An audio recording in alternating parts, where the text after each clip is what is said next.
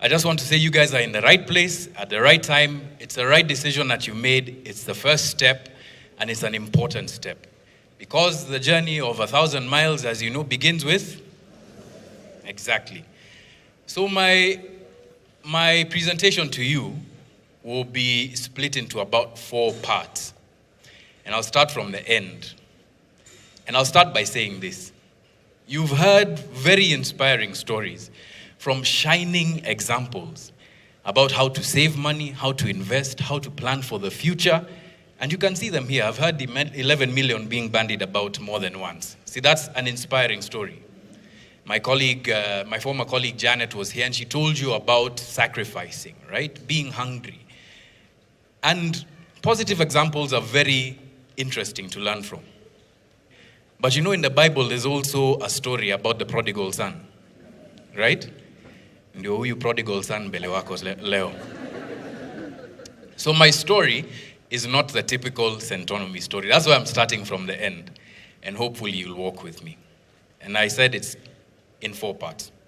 So let me reintroduce myself. My name is John Allen Namu. I am an investigative reporter. I am a trainer. I am a speaker. And I'm the owner of a company called Africa Uncensored. Africa Uncensored 4 years ago did not have a turnover of more than 5 million shillings. Today we're in the high tens of millions. I won't say how many because some of you here might be from KRA. And so we were told it's not tax evasion, it's tax what? Avoidance. So ndio hivyo, yani I've curved that one kidogo. And it's a successful company. We're about to break even in hopefully this year, which is quite a feat for a company like ours because most media companies break even optimistically in their 7th year. We're now getting into year 5, right? And so it's an inspiring thing for me, right? But Africa Uncensored is just one part of who I am. And so let me go back to the beginning about my journey towards financial abundance, which I have to say I am still on, very early on. In fact, nyinyi na mimi tuko same WhatsApp. We're in the same WhatsApp group. And you'll hear why. All right? I'd been avoiding giving this talk for the 4 years of the life of Africa Uncensored. We started on November the 30th, 2015. The following year, in I think February 2016, I joined the class, right? And I went through the 12 weeks. It was an inspiring 12 weeks. The first story that I remember from Washeke was about a lady who used to make mandazis, and they were very good. And she decided to become a business owner. And that story has stuck with me because I feel sometimes like that lady. So there's lots of anecdotes. There's lots of, not just anecdotes, but really important, impactful information that you will need in your life to be able to succeed, right? But why have I been avoiding speaking here for 4 years? It is because on the 13th week, after graduating, after giving a speech and even having myself recorded on video saying how inspiring this was, I am on the journey, tunaenda, kana ndio wapi ndio hiyo. I was there, I was ready. I went back home to my lovely wife and I told her, hey, this story of budgeting tu hivi ati turudi kwa mfuko tulipe hii. No, it ends today. Excel sheet, pap. Aya, let's start. We are going to start budgeting.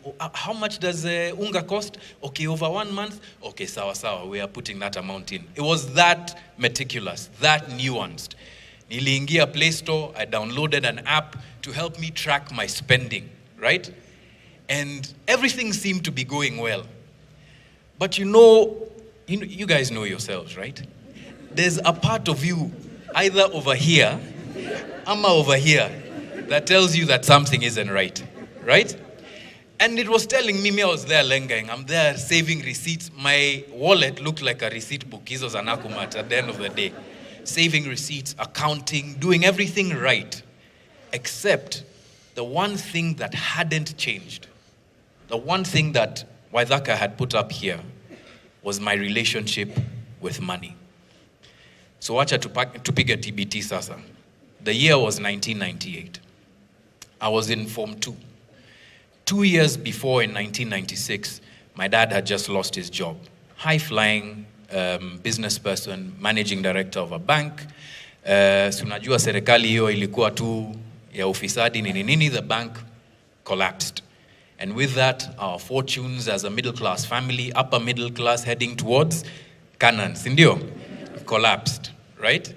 And we started to live a lifestyle that hatukuwa tumezoea. If anybody has read Chimamanda's book about how, first certain things started disappearing from the table. First it was the butter, tukaingia league ya Blue Band. Then Blue Band disappeared, and then the jam disappeared, and then it became now whatever was on the table you'd eat. So anyway, we move forward to 1998. And I'm informed too, as Waizake said, I was joining the rugby team, I was trying my best. And one afternoon, I happened to be passing by the bazaar's office on the way to rugby practice. And I see somebody who's very familiar to me. And I do a double take, and it's my mom, right? And I'm like, but it's 2 PM, shouldn't you be at work? That's what I was thinking. And we turned and we met each other and we looked at each other. And she had tears in her eyes. What I later came to learn was that she had just come from the bazaar's office on another begging mission to let her kids, who at that time, there were 3 of us who were in high school, me in Form 2, my brother in Form 4, and my sister about to finish Form 6, to stay in school for another term as she tries to sort out her finances. My dad has lost a job. He's trying to scrimp together what he has for consultancies. My mom is an editor at Oxford University Press. The pay isn't great. She goes from SACCO to school fees to home. That was what it was. And right there and then, my relationship with money became one of fear and scarcity. That relationship scarred me in many, many ways that I could not understand. And I think it's something that a lot of Kenyans will relate to. Ni wangapi wameona their parents going to the bazaar, trying to do all sorts of things, balance the books so that you're able to advance in life. My relationship to money was set there. So fast forward to 2016. I've downloaded the app. I'm doing my spreadsheet. I'm keeping my receipts. My wife and I are accounting every month. But my relationship to money hasn't changed. So what am I doing? I'm still being that guy who is like, I'm never going to let myself get to that position where a loved one sees me crying as I'm trying to struggle. I understood the sacrifice, and that's why it was so painful. And I never want to relive that experience. And so what would I do? Naingia mfuko. Every time I get paid, debt, obligations first. Pay my rent first. Pay school fees first. Pay what first? If there's a guy, yule msewa mkate, you pay him first, right? And then at the end of the day, you're left with so little, you're like, but now what am I going to save? And then that's when the classes in Centonomy, no knowledge is wasted, right? But knowledge can also be a burden. Ignorance, the first part of my speech, is ignorance is bliss. I wished for the time that I didn't know the things that I had been taught, because I'd have been able to go through life and say, lakini sijui, let me just continue the way I am. But man, knowledge is a burden. And the knowledge of what I had been taught in Centonomy became a burden, because there's a certain order around which you're supposed to handle your money. Like Elsie said, you guys will find out in the class. But suffice to say, it wasn't in the right order, right? So I continued that way. I continued with spending the way I ordinarily would, focusing all of my energy on building this company, this dream of mine to become this independent media person who can tell the truth whenever and go wherever. As Waithaka said, do silly things like run into gunfire because it is silly. Are we together? Those things that we do, it's not that It's not very sensible, but anyway, we do them. And the company was progressing. But here I was, telling the truth to everybody, but lying to myself about my relationship with money. So then what would happen? Any investment that we had made together with my wife began to erode slowly by slowly. Hizo savings za sako, unachovya kidogo, unalipa huyu, unachovya kidogo, unalipia hii. You want a holiday katikati, you know things are tight, but you're like, ay, familia, when are these children ever going to see Mombasa? Wanaona tu kwa TV. So unachovya kidogo. Before I knew it, savings are kampuni, yes, they're there. But that's the company, that's not me, right? And it became like that, it became a cycle. It was a burden. So what did I do? To be able to at least, feel a little better about myself, I stopped doing the things that I was taught in class. Story I could save and to go into your Excel sheet, I stopped. Looking at my finances, I stopped. Because it was too much. I'm like, now this burden, now I know I'm supposed to do things, I'm not doing them right, and I'm not going anywhere. In my head, I wasn't going anywhere. I didn't realize that the small things that I was doing was really helping things happen at home, in the home front. I went back into the attitude of being this person who, you make a big score, that's when you'll save. I don't know if you guys understand what I mean. Unangoja hizo pesa, yani hizo, those ones that when they ingia the account, you go to the ATM, it's, those ones. Those kinds of tunes. Those are the ones that I was waiting for, right? Not seeing that while I was saving a 10 bob here, a 20 bob here, a sock here, it was helping ease the burden at home. But I stopped. That burden was too heavy for me. I couldn't think about the possibility that here I am trying to save, na kuna mahitaji mengi sana outside there. So I stopped. And at the end of that cycle, I began to realize that what I was doing was hurtful to myself. Like I said, no knowledge is wasted. So this comes to now part 2 of my story.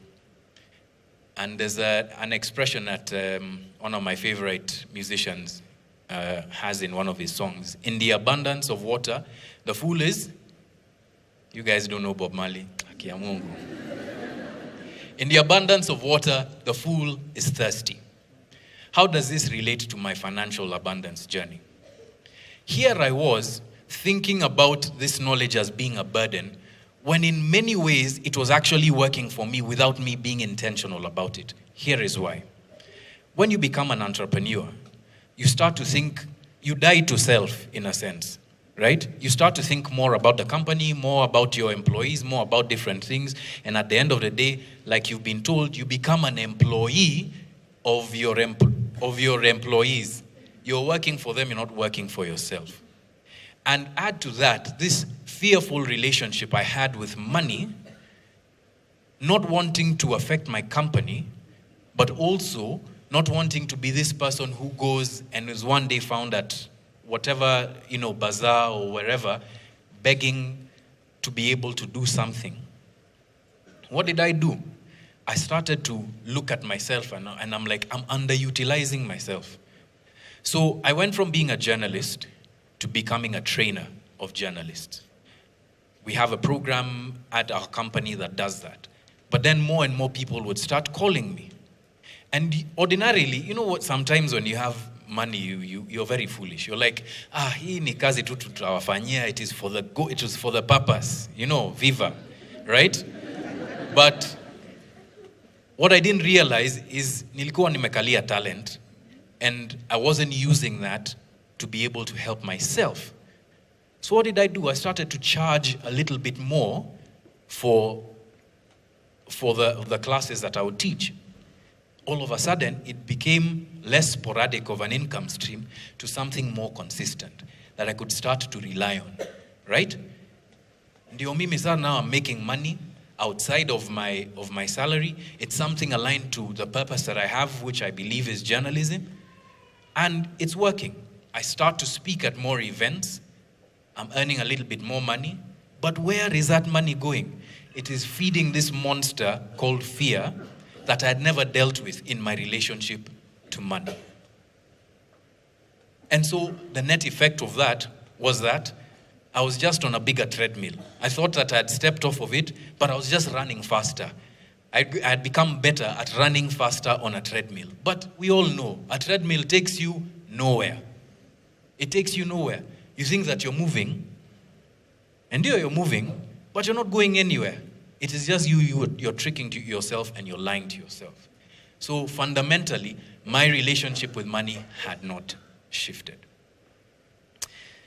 And then, because your relationship to money does not shift as an entrepreneur, as the owner, co-founder of a company, slowly by slowly, it starts to affect the very thing that you are trying to build. So this fearful relationship that I had to money started to creep into my company. We have a debt here, lipa. We're seeing that the books aren't balancing at the end of the month. Hey, what do I do? Go to a bank, take a loan, lipa mshahara, tutajisort uko mbele. So the exact things that had been taught not to do, I was starting to do because my relationship to money had not changed, right? But then, God works in mysterious ways, eh? Can you say amen? Amen. I should have been a preacher, I swear. That felt good. And he uses very painful lessons sometimes to be able to teach you that what you're doing is wrong, right? This wasted knowledge, or this knowledge that I was trying so hard to waste from Centonomy, became part of the things that I would address when I called myself to a meeting in September of last year. A number of things were happening in my life, some too personal to talk about here. But suffice to say, it was that moment where you go, you look in the mirror, and you say, now, my friend, we're going to have a serious talk about who it is that you are. Tukaanza A to Z, from the river of my life. That is why I was able to remember when my relationship to money changed. Because I'd never thought about it. I always thought about that experience from a very emotional point of view. And it was an emotional thing to have endured. To see a loved one going through pain, sacrificing, begging, specifically around the issue of money, so that you can advance. It was an incredibly emotional thing. But here I was, in September going forward to this year, calling myself to a meeting on a daily basis, asking myself, where did these breaks, where did this relationship start, and how is it that I can end it? So I went through the process of thinking through, why is it that I think like this? Oh, it was about this. How did it develop? Now I'm so afraid of debt that I'll do anything to get rid of it, including get into more debt, which is incredibly insane. It is incredibly crazy to think about that. But then I turned to, what can I do about it? And so you see this book. This book was one of the first sort of products, merchandise that we had produced from Africa Uncensored. And every class, I had a book just like it. And I'd filled up about 4 of those books with my own notes, with my own questions, with my own insights from the Centonomy class. So what did I do? I went to where they were, dusted them off, and then started to think about them and read them slowly by slowly. I did that for a few days, right? Then I put them down and I was like, hey man, this is too painful. This is too painful. I can't do this to myself again. But then you call yourself back to that meeting and you think, fine, if I don't do this, what is the consequence? One of the main reasons why I started to revisit school fees. When I started Centonomy, my friend, school fees was manageable. Nizo, you can pay one time, pop, and you feel good about yourself. Ukitoka kwa bazaar next time, you will see, even I'll pay again like that. But then what happens? Inflation, time value of money. The next year, it's 10% more expensive. Unatoa na uchungu kidogo, you're like, sawa. The next time, it's 10% more expensive than the last year before. Mind you, I'm a very blessed man. I have a quiver full of arrows. I have 4 children, right? And asante. And my 4 children wako hiyo design ya staircase. 10, 8, 6, 4. So when one guy takes a step forward, can you remember that Malkiat Singh book for maths? Kuna mwingine huko nyuma yani amekanyanga hiyo step ya kwanza.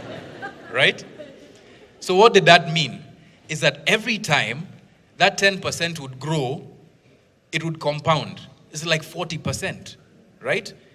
And here I was trying to keep up with that, trying to keep them in a school that I knew I should be planning for, otherwise I will not afford.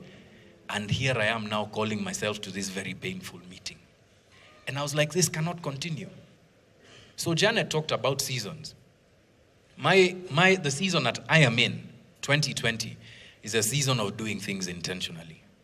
So I intentionally made the decision that I was like, no, all of this knowledge that I've been saying is a burden to me is going to be the key to my freedom. I dusted off that book. I started to think about those principles around saving for education specifically. And my wife and I are now about 2 days away from a medical test so that we can get our insurance, our life insurance done so that we can start to pay together. And then I started to look at the little money that I earn from, it's not little, I shouldn't say little. The money that I earn, juu hata shilingi moja si kidogo, si ndio? The money that I earn from trainings and that sort of thing, and how can I put it to work? I remembered that we have this farm somewhere, and that I, rather enjoy farming. It's therapeutic. I'm just going to throw a little money there, pay a bit more attention there, start to grow something, even if it's not going to earn me money. At the very least, it'll reduce the amount of money that I spend on groceries, and that's another income stream that I can begin to save, right? I started to look at bonds again and think, okay, so I have this money that's coming in April. What am I going to do with this money? Saa zingine we say, hizo pesa, we're going to do A, B, C, D, blah, blah, blah, blah, blah. Then when April comes, ndio hiyo mahitaji. You've borrowed against the money that you've earned before you have earned it. And before you know it, all that money is gone. So I became intentional about saying, I'm going to do this, I'm going to do that, I'm going to do that. And I've made a plan for it, and I've started to commit money towards that plan so that by the time that money, that day comes when I'm paid, the money goes straight into that savings, right? And so to my third part of my story, and it's an expression that goes like this. He who has never broken a stone can only stare at a mountain. What does that mean for me? I had all of the knowledge to be able to break this stone of financial dependence, of fear of how I spend my money. But I wasn't using that. So I would always stare at my goals like this completely unattainable thing that I will only attain by some miracle. I was going to do this one story that we'd be able to sell, and that would set me off on the path to financial abundance. But then you realize that you don't break, you don't climb a mountain like that. You don't climb a mountain from the top. You climb it from the bottom, and even before you start, you prepare for it. He who has never broken a stone can only stare at a mountain. And so how am I breaking down those stones? I'm starting to save just 1,500 a week from anything that I'm able to get. That I'm going to dedicate to groceries. Any money above 50,000 shillings that I earn, I'm going to direct towards my education plan for our kids.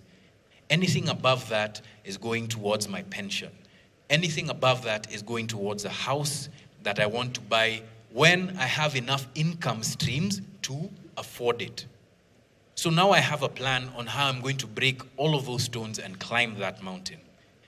And I can tell you, my friends, it is the most empowering thing, because finally I can feel it. Again, see, I told you there's a feeling over here that you have, I'm over here. I can feel that that feeling of fear has slowly disappeared. It started to wither away, and it's going out into the ether to affect someone else. But it's not with me. It's not with me. Because fear can be a teacher, so let that person be taught by the fear that I've now released into the universe. The final thing I'll say about my journey, because like I said, it's not a typical one. My journey towards financial abundance starts, or has started, with a shift in the mindset. Because all of this knowledge, and take it from me, it's a lot, it's important, it's impactful. All of this knowledge will become a burden to you if in your mind you are not at that place where you want to have that real meeting with yourself and say that I'm going to change my relationship to money. I'm just 37 years old, right? But if I had started this earlier, I'd have been a lot further along the way. When I say that to myself, I start to discourage myself. I say I am just 37 years old and I'm starting today, because when I am 47, I'll look back and I'll be like, yes, I made that decision. I might have made it a little later than I should have, but I am on that way. Financial abundance is a mindset before it's something that you can actualize. That is what financial abundance is.